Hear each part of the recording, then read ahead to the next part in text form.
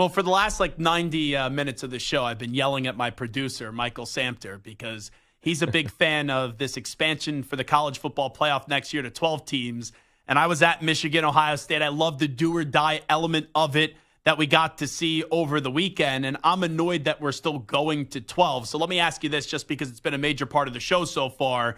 We all know it's happening next year, but do you think that's the best thing for college football? Yeah, I think any sort of expansion is the best thing for college football, number one. I think that with the inequities that are dramatic, right? I referenced Chattanooga, and it's not even jokingly like week 11 games that I think are an embarrassment to the sport. It's a dramatic advantage for teams in the SEC or in the ACC where they play 8 conference games to have that type of game. So until the sport got on some sort of equitable playing field around conference games, home games, road games. Georgia had 4 games, I think, all year where they had to leave the confines of their stadium, right? In the SEC title game, they're not going to leave the confines of their state. So I just think that you have to expand it, especially when there were 5 Power 5 leagues. And now with the transfer portal, I think it makes sense. I have heard a lot of whispers, though, around conference championship games. What's going to happen with those? You look at the world last year, SC, they didn't play in a conference championship game. They would have gone to the playoff, right? This year, if Washington doesn't play in a conference championship, they're already in the current model. So what happens with that? Because I'm with you. It felt like it was a playoff game in the game that you referenced that you were at. Winner advances, loser goes home. I love that as a build-up towards late November, early December. I'd love to see that, and it'll be interesting to see what happens to these championship games because right now it's mostly a money grab for a lot of these championship games once you expand the playoff. And let me be clear, Yogi Roth, I'm okay going to 6. I'm okay going to 8. But when we get to that number 12, I just feel as it provides an even softer landing spot for some of these schools where, like Penn State, their 2 biggest games of the year, Michigan, Ohio State, they could lose, and then they would still get into a 12-team college football playoff in all likelihood. Yeah, it's a super fair point. And that's why scheduling is going to be so unique to watch over the course of the next couple of years. I mean, there was a world where at first it was, hey, get me to 6 wins. And then when you got into the CFP world that we're in now with 4, it was, hey, give me the easiest path. I mean, Bama and Georgia never play each other in the regular season. There's a reason for that, right? Outside of 2020, I think it was a decade ago when they played in the regular season. In 2020, there were no non-con games because of the pandemic. So, I'm with you, man, in that regard. I mean, but it really is, to me, an 8-team playoff because the top 4 get a pass anyway because they're going to get a bye. And I like the idea, especially now if you look at the lunacy that's happened to Washington State and Oregon State and how unfathomable that was to think about a year ago, a week ago, while watching the Apple Cup per se.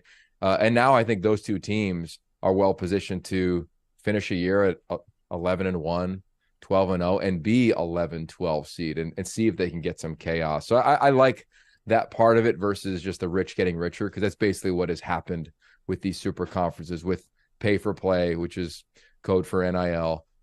And I like it. I like that part of it because I think those of us that still love seeing some upsets, some darlings in college football, this expanded element will allow for that. But I think we'd be kidding ourselves if we didn't think there was going to be another iteration of changes in this sport that we've all grown to love over the next couple. As Yogi Roth is with us, right? They have one of their own as their head coach in Jonathan Smith, and they don't have a conference, and now he's the head coach of Michigan State. I felt as if they still had a conference, he would probably still remain there. I don't fault him for taking the Michigan State job, but what do you say to the Oregon State fan now who probably feels down in the dumps that they lost one of their own and they don't know what their future is going to look like? Yeah, it's a fluid time, that's for sure. I mean, I think that they do have their conference, right? They're going to stay with 2 and then they're going to rebuild it. And I think for some that's really scary. For some, that's really exciting. But we all know the reality of what's going on in college football. And Jonathan Smith saw that and decided to take a really good job. I don't know if it was a great job, but a really good job, and take an opportunity to go build it in a really competitive league versus go do what Chris Peterson did at Boise State, which would be win 11, 12 games every year and then kind of punch your ticket to the playoff. And I think that's what I have continually and will continue to say to Oregon State fans to answer your question of you for the next 2 years. Everything I know is you've got a good amount of money coming in, more than some Power 5 teams are going to be making on their own respective TV deals. So you're going to be able to fund collectives. You're going to be able to fund coaches. You're going to be able to fund all the things that made you a quote unquote Power 5 team. and you're going to be able to win.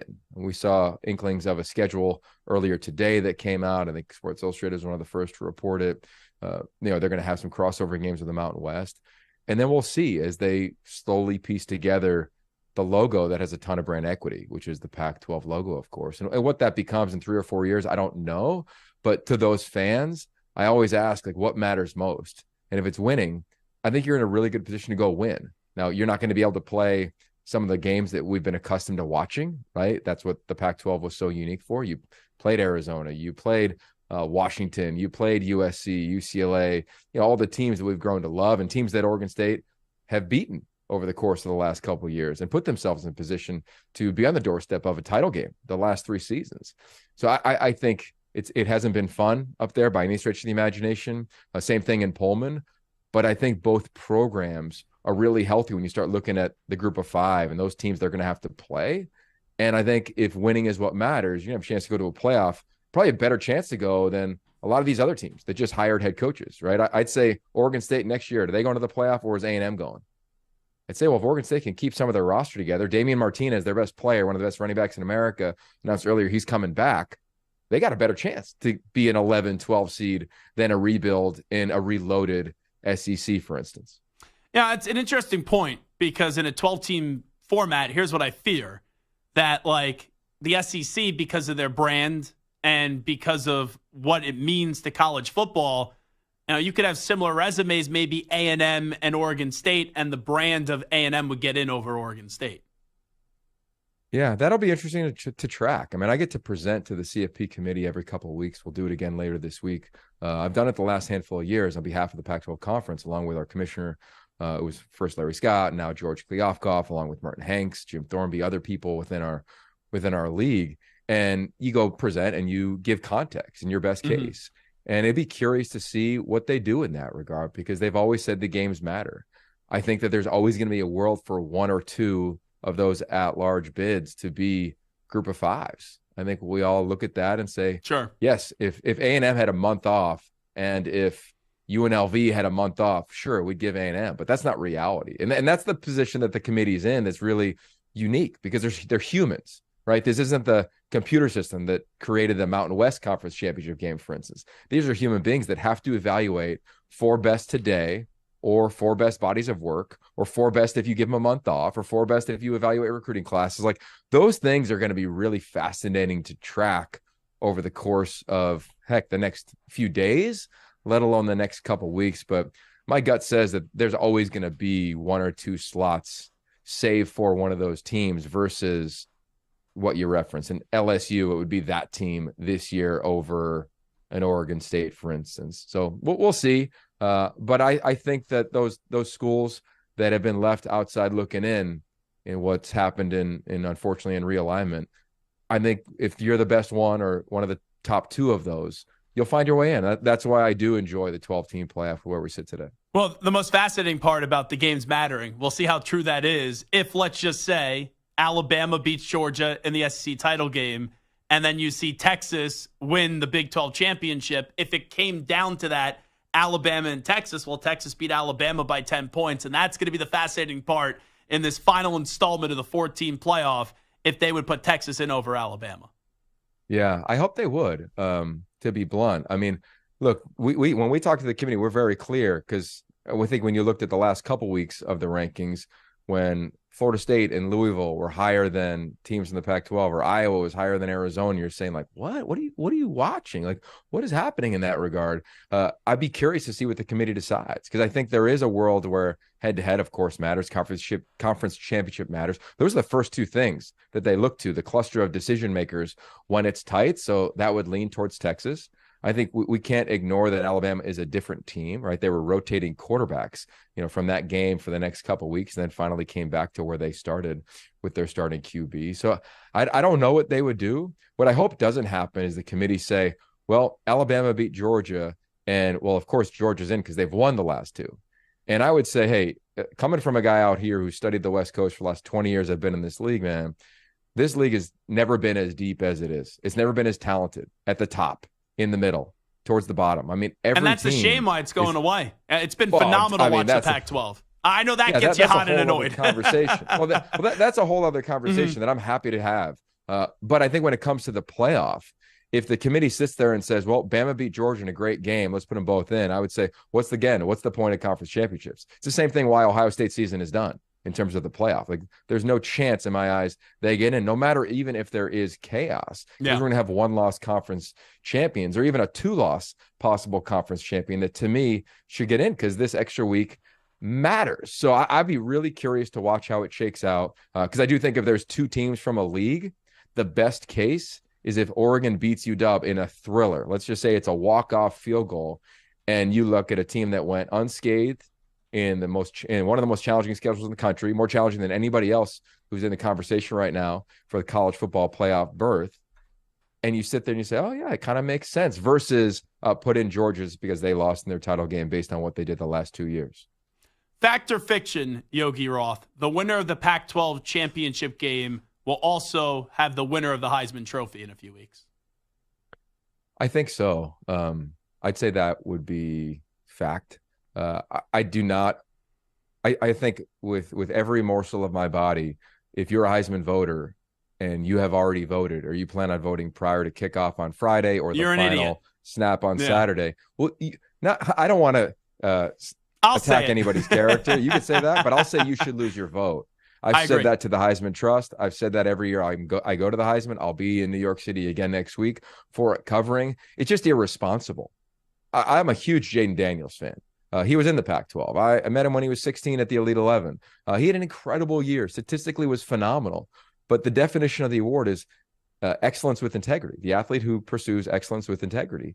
And the excellence is the part that in this year, with an undefeated Michael Penix Jr. and a one-loss Bo Nix, that's different than multiple losses. And that's just the reality of the award. Because this isn't, to me, I understand his numbers are bonkers, but A, the SEC is down compared to what it's been in the past. And B, it's not the same year like it was when Johnny Manziel won or RG3 won, when the stats were so overwhelmingly in one person's favor, and it didn't matter if they won. I look at this and I say winning matters. And I say going through the gauntlet of 9 conference games matters. And having to compete against a team twice in a championship environment matters. And you look at what Bo Nix has done, it's been masterful. I think he's got a slight edge heading into the title game. But what Michael Penix Jr. has done numerous times this year is he's had Heisman moments in terms of winning games. He's the one who called the audible and threw it to Rome Odunze that ended up beating Oregon. He's the one who threw the game winner on the road against Oregon State. He's the one that called the audible to win the Apple Cup on the end around. I mean, he's the one that stood in the pocket and took a shot. Like he's done those things. Whereas Bo Nix, they've been rolling teams, so he hasn't had his moment. And I think Friday night, both of them will. I'm not a fan of moments winning this award. I think the totality of the season is what should matter. But every voter is different. So knowing that most voters will watch Friday night and probably make their vote based on that, I say just at least wait. Because what you did as a voter, not you specifically, man, but the voters did to Christian McCaffrey was criminal years ago. It was absolutely criminal when I think it was 15% of the vote was already sent in prior to him running for a Pac-12 championship game record in terms of rushing yards, total yards, all-purpose yards, let alone breaking Barry Sanders, a long-time record of all-purpose yards. I mean, it was robbery to me when it came to the Heisman. I'm not taking away from anybody else who was at the finals that year. I was there. I stood there and watched it. But Christian had the greatest season in the history of a running back in the history of the sport. And I believe he lost it because the voters voted early versus actually doing their homework and watching. Last thing I'll ask you, only about a minute left here with Yogi Roth. How do you think we're talking about Deion Sanders next season after year 2 at Colorado going back to the Big 12? I think it's really easy to pile on Coach Prime, and I don't think it's fair to where that program was. They were one of the top 3 worst teams I'd seen in my career a year ago. They really struggled. They had to flip that roster. They did. I get it. Same amount of conference wins a year later, but the margin of losing was dramatically different. I mean, this team was dramatically more competitive. They're going to be better. They're going to a league that isn't nearly as competitive as the Pac-12 was this year. So they'll have their chance. Shedeur Sanders, I'm imagining he's returning. They're bringing back Travis Hunter. I don't think they're going to go and get the 12 seed in the playoff. I don't think they're going to go win the Big 12, but they should go to a bowl next year. And it's going to take a little bit of time. I still think you got to develop a culture. And there's a reason why the teams that are all in the top 6 right now in the CFP, majority of their rosters, especially on the defensive and offensive fronts, have been there since high school. And I think that's still what wins championships. You got to be winning in the trenches. You got to develop a culture over a period of time. He had to flip that thing quickly. I think he did an admirable job in year 1. It was crazy in September because they took over college football, and now it's easy to pile on. But I like where they sit. I think he'll make the right changes on his staff. I think they'll get enough players in there to ideally, I'd imagine, get to a bowl game next year.